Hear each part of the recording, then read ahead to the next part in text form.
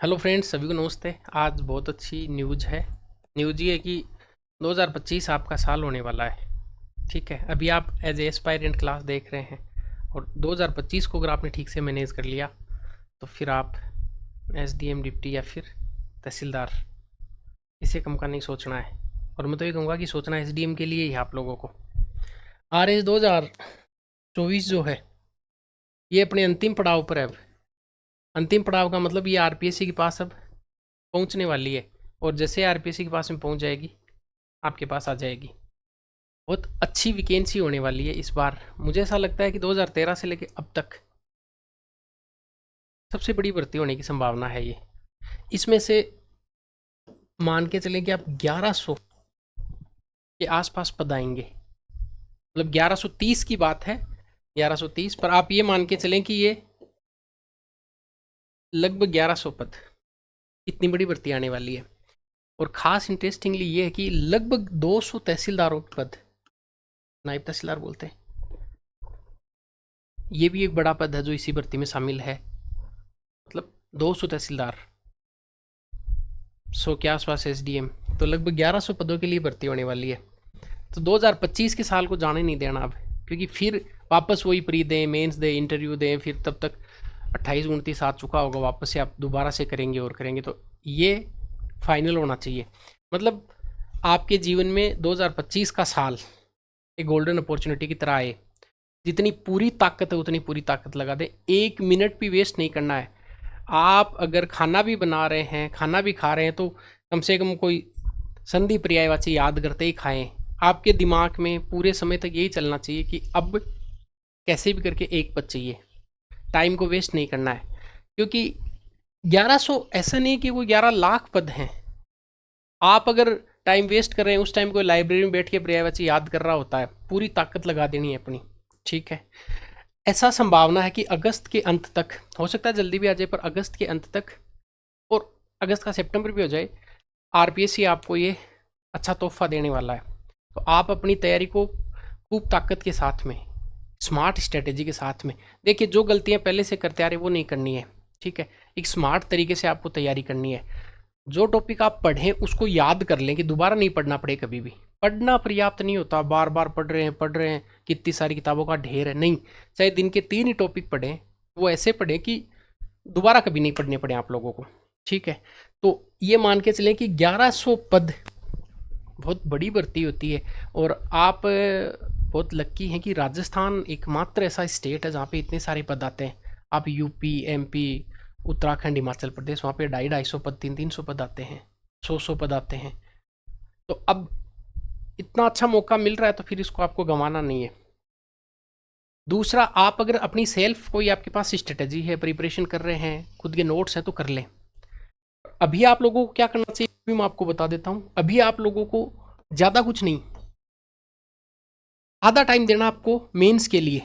Mains का मतलब केवल पेपर 4, और आधा टाइम देना आपको प्री के लिए, प्रीलिम्स के लिए। मान लेते हैं कि भर्ती 1 महीने 2 महीने आगे की सकी, आपने पेपर 4 पूरा कर लिया, तो फिर 6 छोटे वाले जो सब्जेक्ट हैं जो केवल और केवल मेंस में आते हैं, पब्लिक और एथिक्स है, ये आप तैयार कर सकते हैं। और ये बात मैं चिल्ला चिल्ला के हर बार बोलता हूँ, आरएस अगर आपको बनना है तो चौथा पेपर, और चौथे पेपर में भी हिंदी चौथा पेपर नहीं होता है, इंग्लिश का उससे बड़ा रोल है। आप जितने सारे लोग आरएस की तैयारी कर रहे हैं उनको मान लेते हैं, अज्यूम करते हैं उनको एक कमरे में आप लोगों ने बैठा लिया सबको, और फिर इंग्लिश के 10 सवाल पूछे, इंग्लिश के 10 सवाल पूछे। भीड़ में से कोई ऐसे, जैसे मान लो पूरे 10 लाख बच्चे सामने बैठे हैं जो तैयारी कर रहे हैं, भीड़ में से कोई इक्के दुक्के हाथ उठेंगे, वो एसडीएम है, सोच लेना, जिनके हाथ उठ रहे हैं वो। हाँ, और हिंदी में सभी के हाथ उठने हैं। फिर राजस्थान के जीके में, कल्चर में, फलाना इतिहास में, भूगोल में, इन सब में हाथ उठेंगे सबके। अज्यूम कर लो कि एक बहुत बड़ा हॉल है और उसमें इधर खड़ा टीचर कोई पूछ रहा है कि अफेड के बाद में कौन सी प्रीपोजिशन लगेगी, तो वहां पे कोई इक्के दुक्के हाथ खड़े होंगे कि कोई हाथ खड़ा करेगा बहुत पीछे, वो एसडीएम है। इधर कोई खड़े करेगा, वो एसडीएम है। और वो हाथ लिमिटेड 200 हाथ खड़े होंगे।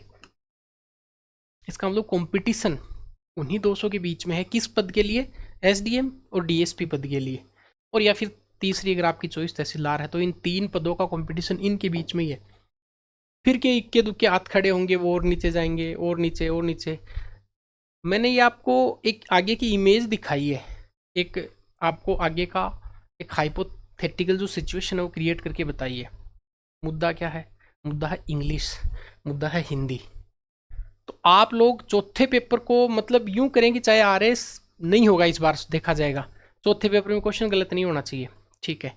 चौथे पेपर को अगर खुद याद कर रहे हैं तो कर ले, नहीं कर रहे हैं तो ये जो दो किताबें हैं, एक बीके रस्तोगी सर की जो इंग्लिश की किताब, वो किताब थोड़ी सी टिपिकल लैंग्वेज में बनाई गई है सर की किताब, क्योंकि वो बहुत अच्छे स्कॉलर हैं, विद्वान व्यक्ति हैं। और जब इतना इंटेलिजेंट और विद्वान व्यक्ति कोई किताब लिखता, नोट्स लिखता, तो ग्राउंड पे आके लिख नहीं सकते, उनकी मजबूरियां होती हैं। वो अज्यूम करके चलते हैं कि ये तो बच्चों को आ ही रहा है और अपन को आ नहीं रहा। वो हिंदी में राघव प्रकाश जी की किताब है।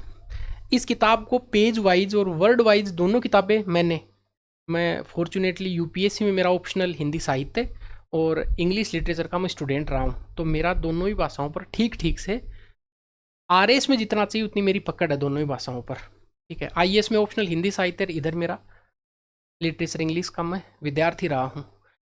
दोनों सब्जेक्ट में कंप्लीट आपको करवा दूंगा। यूट्यूब पे बहुत सारे वीडियोस पड़े हुए हैं, हिंदी के भी और इंग्लिश के भी।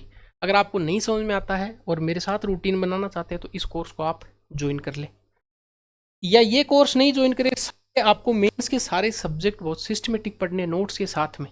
आप ये ओटीएस के नाम से बैच है जिसमें वो चौथा पेपर भी शामिल है हिंदी इंग्लिश वाला, आप पढ़ सकते हैं। टाइम नहीं गंवाना, चाहे कहीं भी पढ़ें, किसी भी टीचर के पास पढ़ें, 2025 आपका होना चाहिए कि एक पद आपका होगा। और अभी जो सिस्टमेटिक तैयारी कर लेगा उसका हो जाएगा। जिन बच्चों को लगता है, जो नए बच्चे हैं या जिनको लगता है कि प्री उनका बार बार रुक रहा है, तो प्री का अचूक इलाज है। टॉपिक के बाद में आज तक जितनी परीक्षाओं में जो क्वेश्चन पूछे हुए हैं उन सबका डिटेल डिस्कशन करेंगे इस बैच में। इसका मतलब ये है कि अगर किसी का प्री रुक रहा है और वो चाहता है कि कोई मुझे अचूक इलाज बताया जाए, तो उसका प्रीवियस ईयर ऑब्जेक्टिव क्वेश्चन उसका अचूक इलाज है।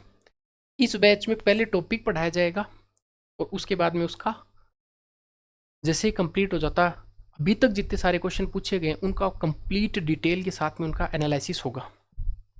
ये बैच का प्रचार नहीं है। इस बार लगभग 800 के आसपास बच्चे, इस बार 800 850 के आसपास बच्चे यहाँ से मेंस दे रहे हैं। वो बच्चे, उनसे आप अगर बात करेंगे तो आपको समझ में आ जाएगा कि किस क्वालिटी के साथ में कौन सा कंटेंट यहाँ पढ़ाया जाता है। आपको टाइम नहीं गंवाना है।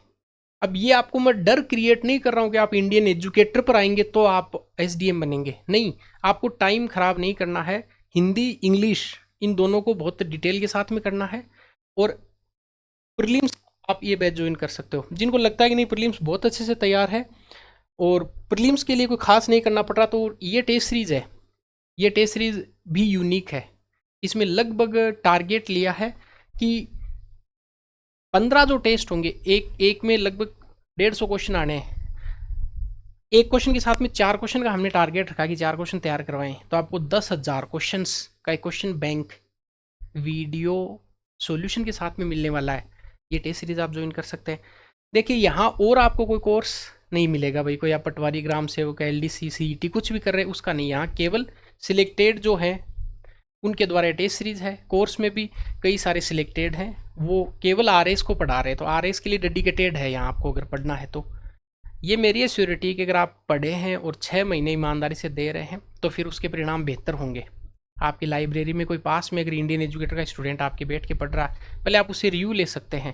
या यूट्यूब पे कम से कम 500 वीडियो पड़े हुए हैं हर एक सब्जेक्ट के, आप उनको देख के और फिर अपना निर्णय लें। मैंने आपको ये डिटेल बता दी कि आप कहीं अपना समय नहीं खराब करें। देखिए ये जो आप टेस्ट ले लेते हैं, कोर्स ले लेते हैं, पैसे तो लग जाते हैं, कोई बड़ी बात नहीं, 5 10 20 हज़ार रुपये व्यक्ति वापस से कमा लेता है। पर अगर कोई आप पढ़ रहे हैं, कोई गलत अगर स्ट्रेटेजी के साथ पढ़ रहे हैं, ये समय चला गया तो ये वैकेंसी वापस नहीं मिलने वाली आप लोगों को, ठीक है। तो आप चाहें तो इस भर्ती को हाथ से नहीं जाने देना है। इंडियन एजुकेटर आप ऐप डाउनलोड कर सकते हैं या ये नंबर है, आप इस पे फ़ोन कर सकते हैं। बात समझ में आ गई? बस 2025 आप दीवार पे लिख दें, एक पद आपका होना चाहिए। अच्छी स्ट्रेटेजी के साथ में पढ़ें, इंग्लिश पहले तैयार करें। लास्ट टाइम में इंग्लिश तैयार नहीं होती है और सबसे बड़ी दिक्कत ये होती है स्टूडेंट्स के साथ में, वो जीके पढ़ते रहते हैं, परीक्षा के पहले चौथा पेपर उठाते हैं।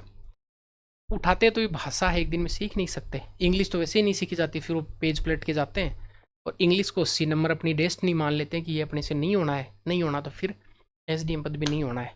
जितने सारे एसडीएम्स या टॉप 100 में आए हैं उनका इंग्लिश में पेपर के नंबर देखना आप लोग, तब आपको एहसास होगा कि भाषा को करना पड़ेगा, अदरवाइज बहुत दूर हो जाएंगे। प्री की तैयारी, मेंस की तैयारी, कंप्लीट स्ट्रेटजी बनाए, चौथा पेपर बहुत अच्छे से करें और साथ में प्री के लिए आप पढ़ते रहें। रूटीन अगर आपको एक सिस्टमेटिक पढ़ना है तो आप इंडियन एजुकेटर ऐप ज्वाइन करें, खुद से पढ़ना तो खुद से पढ़ सकते हैं।